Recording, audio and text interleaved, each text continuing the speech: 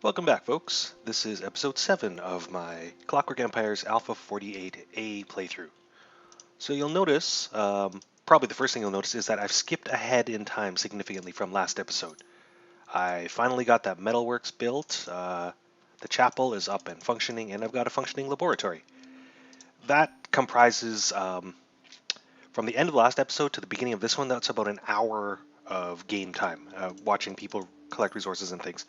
Not particularly interesting for watching, maybe. It might even be a little bit frustrating, like watching your parents trying to use Windows. You shout at the screen and eventually say, no, just give me the mouse. It was interesting for me, but in the interest of not making this series go on forever, and also keeping each episode relatively short and sweet, yeah, we've skipped ahead several days now. So, the things I wanted to show you specifically were doctrines in the chapel and research projects in the laboratory, which I can now do. So if we take a look at the chapel here, we see the 4 doctrines you can select. The default one is Clockwork and Ecumenism, and actually I described each of these 4 doctrines in episode 1, but specifically I have selected Muscular Ecclesiasticism, which I believe is a doctrine that favors industrial production, but is not a great benefit to the sanity of your colonists. So maybe we'll let that run out over the course of a couple of days and see how it affects our colonists. I suspect it will affect the overseers more so than the other colonists, but we'll give that a go. And the other thing is the laboratory. So as we touched on only very briefly in episode 1, the laboratory now has research tracks and research projects. And as you have your scientists and the lab workers assigned to the laboratory, they will generate research points for you in your selected track. At arbitrary times, or I should say whenever you want, you can spend those points to purchase research, basically. And each of these is a small optimization or small improvement for something. For instance, smelting optimization, productivity gains of up to 5% in... I believe it means you'll smelt ores, or things you do in the metalsmith will happen 5% faster. Whereas these two, compile mineralogical data and mine shoring redesigns, they will speed up the extraction of ores from a mine shaft by 5%. And I'll point out that compile mineralogical data is a research project that is only unlocked once you have once your naturalist has done enough naturalist stuff to unlock it for you. 3 immigrants incoming. Fair enough. So the flavor text in this project explicitly states that this has only become available now that the naturalist has collected enough samples. So that's one thing. Those are projects in the laboratory. Now, as these get consumed, the board does not automatically refresh itself. So if you'll remember back to the previous playthrough when I had a foreign office, the foreign office projects, they basically refresh daily. So you get a random grab bag of 3 every day, whereas in the laboratory you just get the 3 and they persist from day to day. If you research them, they're gone. Like, that slot is occupied and there's nothing to research in it. However, you can spend 3 research points to refresh the entire board, either to discard projects you don't want to bother researching or to refresh empty slots. So those are things you can do with the lab.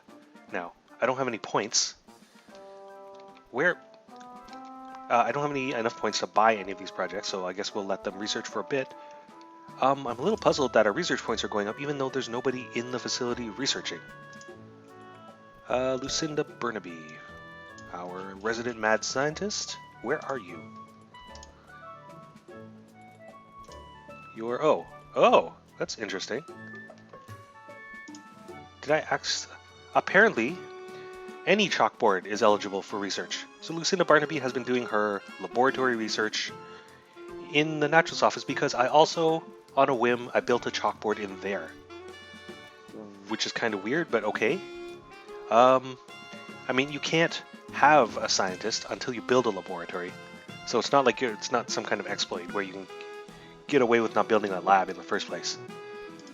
And these other folks, they're wandering near the Overseer and not researching because there's only one slot on the chalkboard.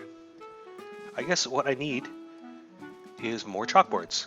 That seems kind of weird, but now that's a lab module. Chalkboard. I cannot place it here because it clips with the gabion on the outside. Oh no, I'm trying to place it backwards. There we go. Chalkboards for all. And in fact, if they ever get to this building, I'd like them to... there we go. Of course, I'll need to queue those up at the carpentry.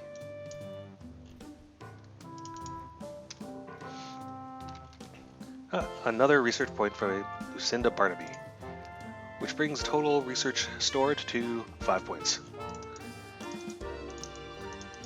As far as playthroughs go, this one has been fairly uneventful, except for a couple of days when we had serious we had significant bandit and fishman raids, and the occasional beetle raid. I mean, things have been pretty smooth, and why isn't anybody taking care of that beetle? Okay, that's fine.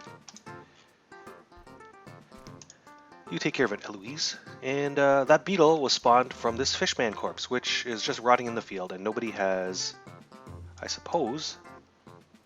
Actually, I have standing orders. Somebody should be... Probably the naturalist will be coming to dissect the fish person.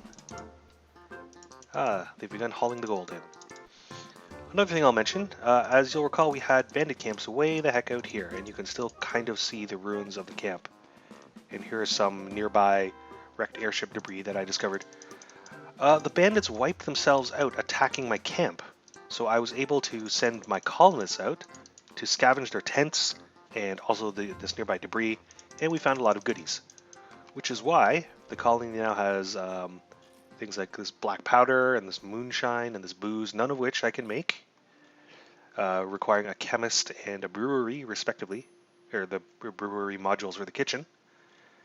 Yeah, it's been pretty profitable all around.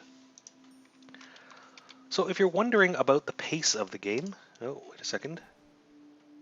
Well, so if you're wondering about the pace of the game, at this point in the colony's life, let's say episode 7, episodes 1 through 6 were between 20 and 30 minutes each.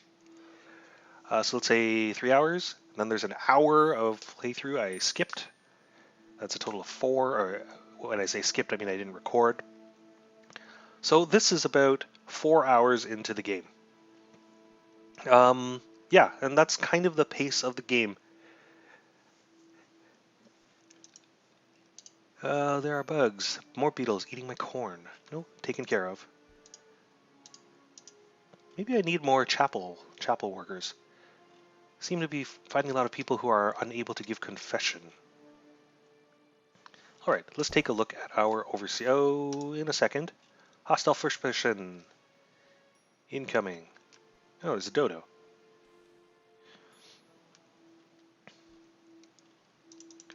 Wilbert. No! Turn back around. Okay, to save Wilbert's life, I think I'm going to have to send the military crew out here. Since he's not going to run back into town where the soldiers are actually situated. Unless the soldiers are all off duty. It is... No, they should be on duty. The sun has just risen, so their duty shift just started. No, don't run away, Wilbert. Actually, I'll point out here the colonist pathing UI is much improved. It used to be that colonists being chased by fish people would just run. They would just run forever because they're being chased by a fish person. But they would run in a straight line. So they would run literally to the edge of the map because fish people and colonists run at the same speed. They would just chase each other forever. And that was not ideal for many reasons. One problem being that they would die on the edge of the map, and then your colonists in town would try to get to their body to bury it, which means they'd probably also die on the way, which means other people would try to retrieve their bodies for burial, and it would just snowball from there. And you would have your colonists wandering all over the map and dying, and it would be terrible. So, there was a tweak to colonist AI where they would prefer to run towards civilization. Basically, they'll consider their radius from buildings, and they would tend to turn and run. When they get too far from civilization, they'll be afraid, and they'll try to turn to run back to civilization, which means people tend to, in a blind panic, even in a blind panic, they'll tend to mill around actual buildings, which makes keeping them alive with their soldiers a lot easier. Also, there's a dead fish person here, so I should probably just butcher it. Anyone can butcher it, but only the naturalist can dissect it. Now then, let's take a look at our overseers and see if any of them have been affected by muscularism. Recess apparently does not visit the chapel often. Risque Le Grand has nothing to say about the church. Let's see. Oliveria, still hard at work, tending crops. By the way, appropriately, her farming... Oh, I thought her farming would be better. Her farming skill is middling. Yaroslav. He is our... What does he do? Ah, yes, he's our textile worker. Let's see. Chitomi. None of these people seem to have memories relating specifically to the chapel. Maybe it's not explicitly a memory, it just affects their emotions. Zelly Denman. Now I will note the... Zelly was able to successfully give confession, which made her feel better. Ishmael, nope. Jonah. These people are generally happy. You can see as I'm scrolling through all the overseers here, happiness tends to be the predominant trait. Here is the actual vicar. Kate Ironcowl. Okay. Wow, picked an interesting person to be our to lead our laboratory. So morale in the colony is pretty good, and if we look at the work shifts, most people are happy enough to perform all of their shifts. We have some significant outliers though, like Risque. Risque is only willing to work half of his allotted shifts, which is kind of weird because he's only a little bit happy. Oh, bandit raid. One bandit has come to steal my stuff. Yeah, I'm sure we can handle one bandit. Oh, there we go. Now they're researching in the correct facility. Now having multiple chalkboards in the building means I can generate points twice as fast. Or in fact, instead of just one a turn, because I had one chalkboard, I can generate as many points per tick as I have chalkboards and staff to man the chalkboards. Anyway, with one more point of research, I can purchase one of these upgrades. Oh, Tilly has written a glowing report. Everyone would be very impressed. And again, if I had a foreign office, you'd be able to see that I gained 5 standing with all civilized factions, which is to say, the Empire, the Stalmark, the Republic, and the Novorus. Alright, I have 10 points. What do I want? 5% faster work at the metalsmith? I think maybe 5% faster mining is the way to go. Great. So with the help of the compiled mineralogical data from the naturalists surveying nodes, I've been able to purchase an upgrade, and mining is 5% faster. Strike the earth. And now it would appear the project has been replaced on lab. Okay, so forget what I said earlier. Apparently, expended research projects get replaced out of the total list of things to research. And the new project is mine safety beetles, which again, their overt effect is to increase mine efficiency by 5%. But the flavor text is that we've trained tiny beetles to sniff out pockets of gas, making mining safer. Well, I think I'm going to wrap up the colony here. I mean, everything's going smoothly. At any time, I could start up a second military crew. Everyone's got enough food, and We haven't set up the trading depot, which I think would be the next step where I to continue this one. Otherwise, I think the colony's going pretty well. We're up to 45 colonists. It's been 24 days in the new frontier. So that's what the game is like. And this is where it stands after about 4.5 hours of play. If you've enjoyed this, then I hope you found this playthrough useful. If you just wanted to check out where the game's at, that sort of thing. I do these monthly looks at Clockwork Empires. When a stable release is published to the stable branch through Steam. So the game is Clockwork Empires. It's being developed by the good folks at Gaslamp Games. They're a Canadian developer based in British Columbia on the west coast of my country. It's in early access, so things are being balanced all the time. And speaking of balance and tweaks, it sounds like there are significant changes for the crops, the way crops and kitchens work in the pipes. So just be aware of that. I'm interested to see how they're implemented. Otherwise, thanks very much for watching. I'll see you next time there's a major update to Clockwork Empires. Have a good one.